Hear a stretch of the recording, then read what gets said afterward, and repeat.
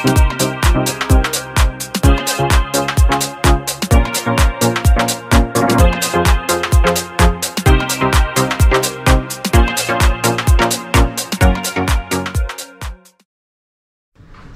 lidah pahari Palangkaraya harus inovatif.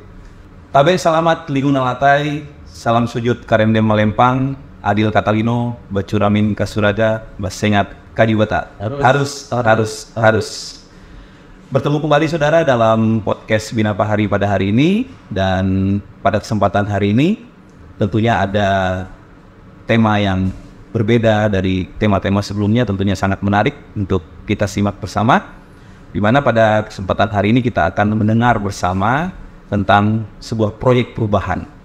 Dan pada kesempatan hari ini hadir di studio ini bersama dengan kita ada Bapak Dr. Fauzi Rahman sebagai narasumber kita pada hari ini, di mana beliau adalah Kepala Bapedalitbang Kota Palangkaraya sekaligus sebagai peserta PKN, yaitu Pelatihan Kepemimpinan Nasional tingkat kedua tahun 2024. Dan untuk proyek perubahan yang bersangkutan dengan judul adalah Strategi Transformasi Digital SAKIP untuk meningkatkan akuntabilitas kinerja terintegrasi di pemerintah Kota Palangkaraya, atau disingkat dengan strategi SISAKTI. Bagaimana sebenarnya strategi SISAKTI ini? Nanti kita akan dengarkan bersama-sama untuk lebih detailnya. Selamat pagi Pak. Oke, kita ketemu kembali di podcast kita. Dan gimana ini Pak? Mungkin bisa dijabarkan lebih detail apa sih sebetulnya proyek perubahan yang ingin disampaikan? Silahkan. Baik, terima kasih host Bung Iwan ya. Ya, siap Iwan. Jadi sebenarnya kita latar belakang untuk mengambil inisiasi terhadap proyek perubahan ini, tapi merupakan sebuah kegalauan dari pemerintah Kota Palangkaraya. Dari tahun ke tahun nilai sakit kita itu tidak bertambahnya 2 poin ya. Sedikit Pak ya? Sedikit. Okay. Dari 52,10 naik di tahun berikutnya sampai 2023 62,08. Jadi tidak signifikan ya. Kalau nilainya masih nilai C ke B, kita ada kemayan ya. Tapi nilainya B ke B. Okay. Artinya tidak berdampak signifikan terhadap peningkatan nilai. Jadi kita Kota Palangkaraya di tahun 2024 ini saja masih naik ya, naik juga, tapi 2 poin saja, 64,98 kalau nggak salah, atau 92. Jadi tidak signifikan. Harusnya kita bisa naik ke tingkat BB atau A sekalian. Nah, ini ada hal-hal yang latar belakangnya. Yang pertama ya, konsep yang ada sekarang masih dilandasi dari hilir. Artinya penilaian SAKIP ini lebih banyak di sektor hilirnya.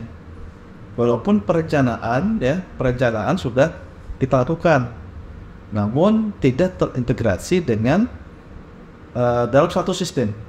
Sistemnya sistemnya tidak terintegrasi dari perencanaan, pengukuran, pelaporan, dan evaluasi. 2 ujungnya sebenarnya ada di Bapeda Litbang ya, Bapeda Litbang, karena perencanaan dan pengukuran itu nilainya 60 poin dari nilai 100. Nah, nilai kita cuma dapat nilai poin sekitar 30 sekian ya, 30 sekian dari nilai 60 tadi. Sehingga ini memang perlu ada semacam guidance ya, memandu kita agar supaya nanti antara perencanaan, pengukuran, pelaporan, dan evaluasi itu terintegrasi dalam sebuah sistem yang kami sebut ini adalah strategi SISAKTI. Jadi akhirnya strategi SISAKTI ini dalam rangka nanti untuk meningkatkan akuntabilitas kinerja yang terintegrasi di pemerintah Kota Palangkaraya. Nah, kita sudah banyak aplikasi-aplikasi ya. Aplikasi si Sakip ini sebenarnya sudah ada di pemerintah Kota Palangkaraya. Namun dia ada di hilir, ada di inspektorat.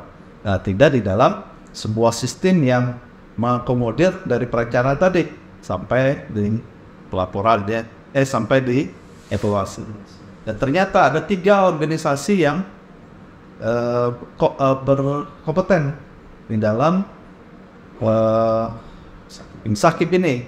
Yang pertama itu di hulunya ada Bapeda Litbang dari perencanaan dan pengukuran. Kemudian pelaporannya ada di bagian organisasi dan tiganya adalah di inspektorat. Nah, 2 nilai belakang ini adalah 40%. Ya, bandingkan kita masih 60%. Dan perlu kita kejar nanti adalah di perencanaan sama pengukuran. Nah, sehingga nanti akan mendongkrak nilai kita ke nilai yang lebih tinggi. Kalau sekarang 64,80 sekian, ya, kita nanti bisa di atas 70 kalau kita menggunakan strategi ini. Nah, ini betapa pentingnya strategi ini untuk meningkatkan nilai Sakip di pemerintah Kota Palangkaraya. Ini kan belum buat ya, gimana? Oke, luar biasa sekali, itu penjelasan singkatnya seperti itu kurang lebihnya ya Pak ya. Jadi tadi sudah disampaikan bahwa strategi si Sakti ini nanti diharapkan bisa mendongkrak peningkatan dari nilai Sakip kita ya Pak ya. Iya. Nah, lalu selanjutnya apa sih Pak program atau kegiatan, mungkin bisa Bapak jabarkan jangka pendek, jangka menengah, atau jangka panjangnya nanti di mana dengan adanya proyek perumahan ini? Ya. Sebenarnya dalam sistem akuntabilitas kinerja instansi pemerintah ini, Kota Palangkaraya, kita sudah punya tadi aplikasi yang berbasis digital ya, Sakip itu. Namun tadi tidak terintegrasi itu salah satunya. Dan kenapa seperti itu ya? Karena memang kita harus berubah ya. Kita harus ada perubahan sehingga nanti terintegrasinya seperti yang sudah dilakukan oleh daerah-daerah lain. Ya kan kita kita replikasi lah seperti itu. Kita replikasi nantinya bisa membawa perubahan di dalam penilaian Sakip di pemerintah Kota Palangkaraya. Dan ada pun tujuan jangka pendek dalam kurun waktu lebih kurang 2 bulan ya, kita sudah melakukan hal-hal yang sifatnya berprogres ya. Kita misalnya yang pertama kita sudah memohon dukungan kepada stakeholder ya, termasuk ini adalah dari pejabat wali kota sendiri, Ibu Dr. Hera Nugrahayu sudah memberikan dukungan untuk peningkatan Sakip kita. Kemudian dari inspektorat dan bagian organisasi siap sedia untuk mendukung kegiatan ini serta stakeholder yang lain ya, perangkat daerah. Nah, kita juga kerjasama dengan pemerintah daerah ya, terutama Hulu Sungai Selatan ya.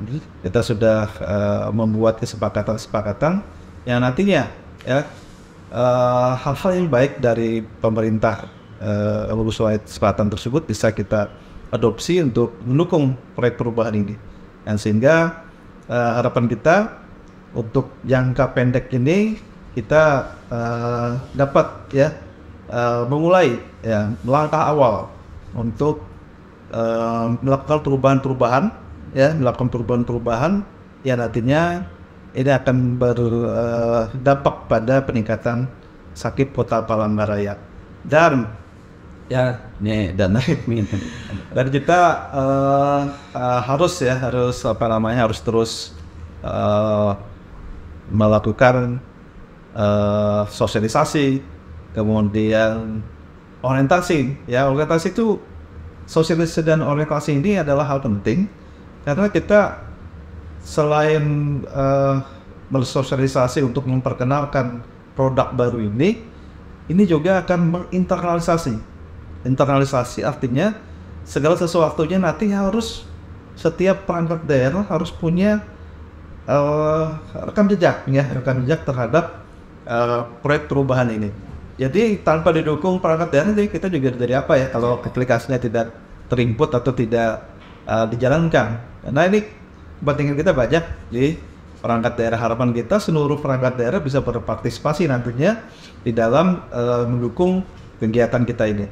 Dan jangka menengah ya, jangka menengah harapan kita Esakip yang nantinya akan kita buat ini ya, ini akan terintegrasi dengan sistem-sistem yang lain.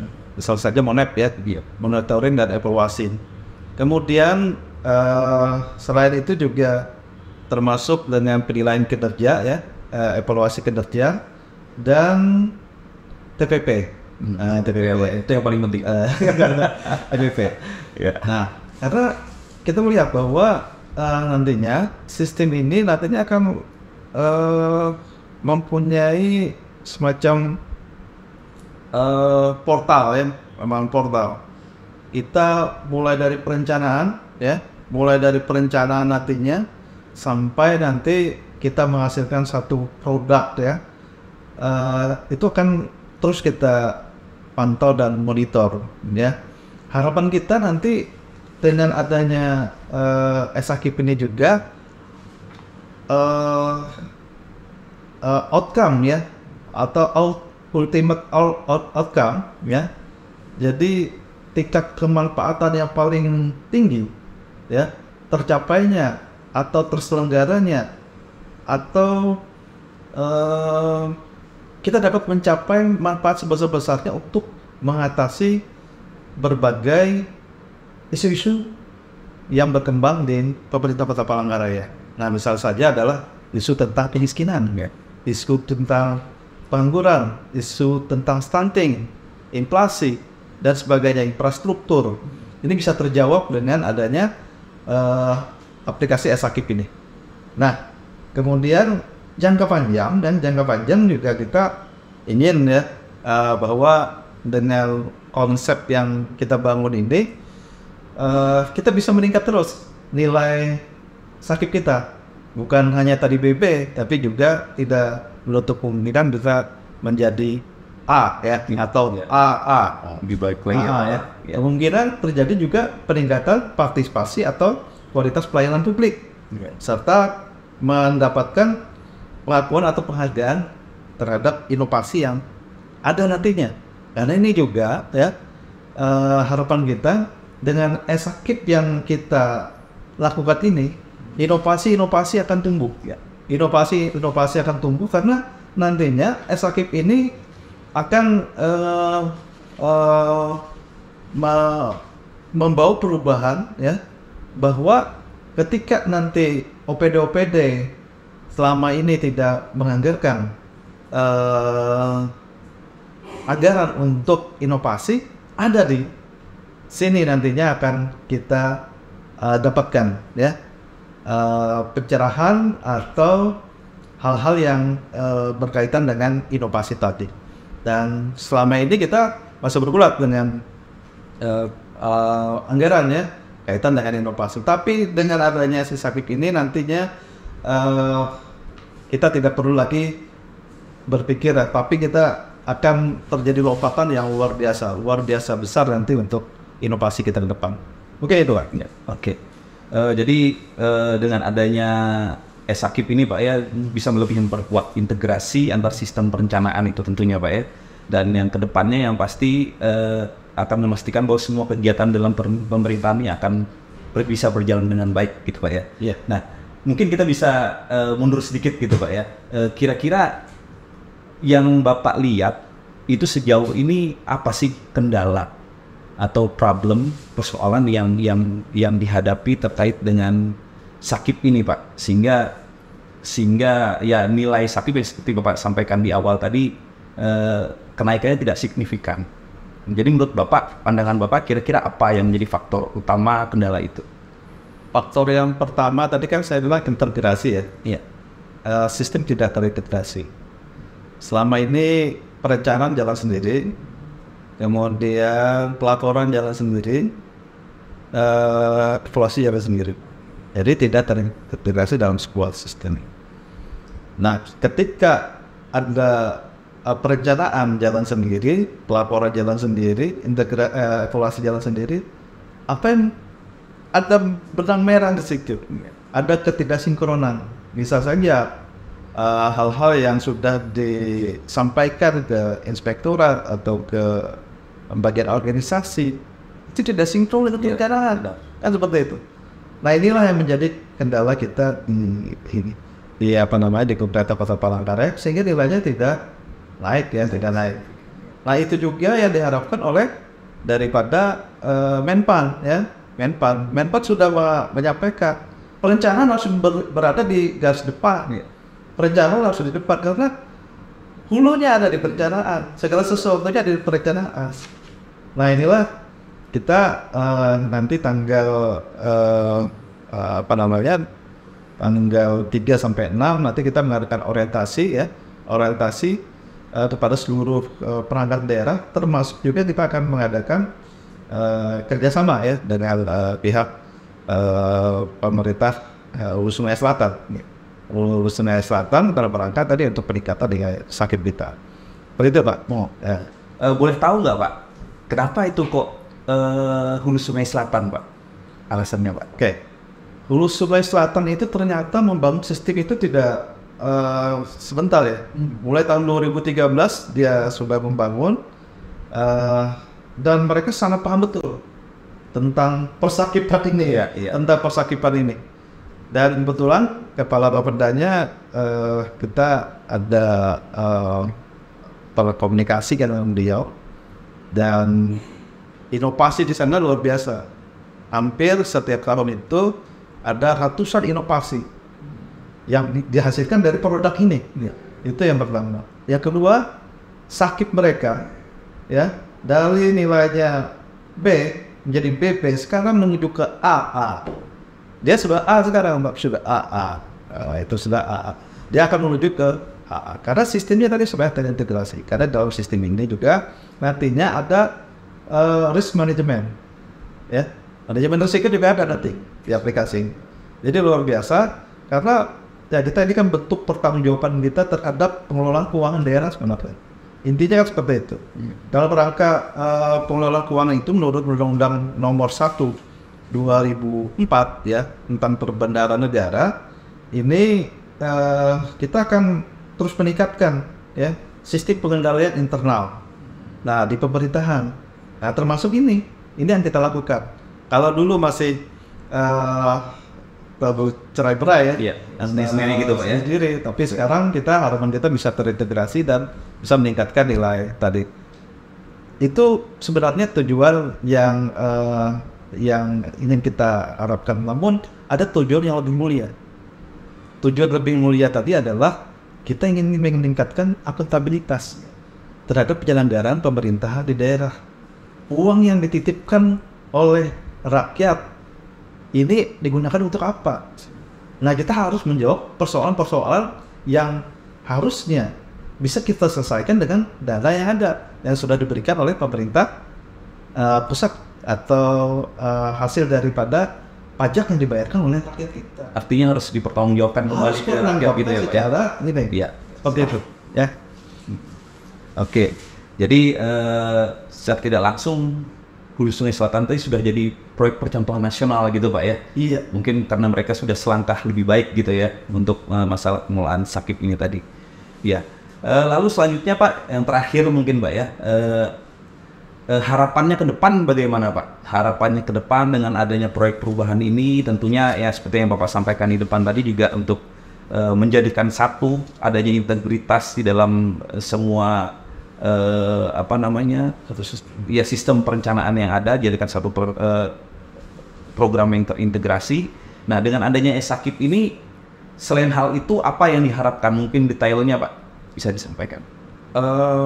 Yang pertama ya harapan kita tadi memang selain dampak yang signifikan ya artinya peningkatan wilayah kita ya, wilayah Sakip kita, juga yang tidak kalah penting itu adalah kita ingin membangun sebuah sistem yang dapat dipertanggungjawabkan. Rakyat atau masyarakat bisa melihat kinerja pemerintah kita.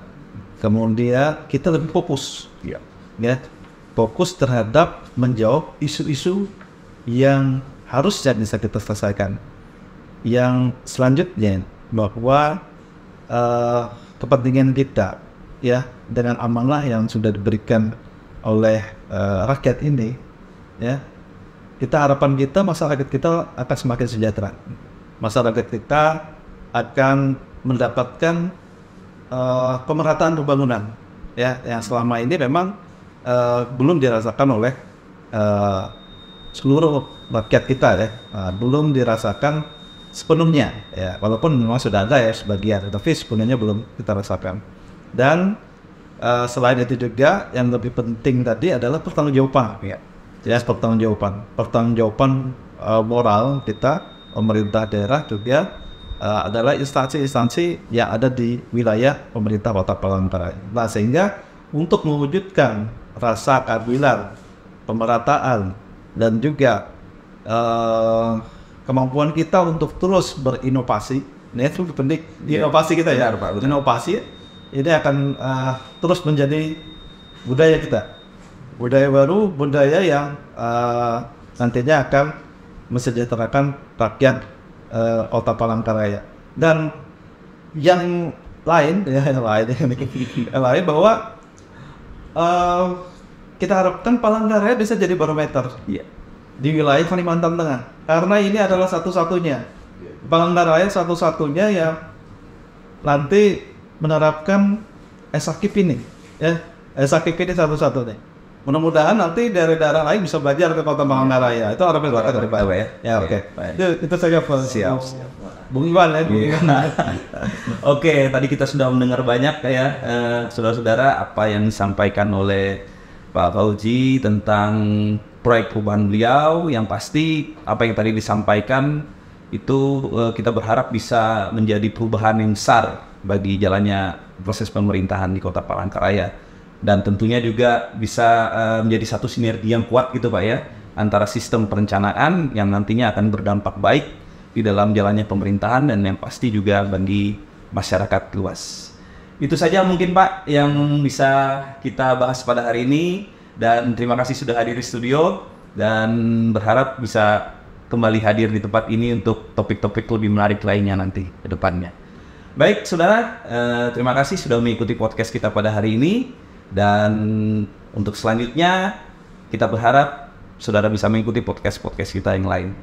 Salam Bina Bahari, Palangkaraya harus diobati. Selamat siang, sampai jumpa kembali.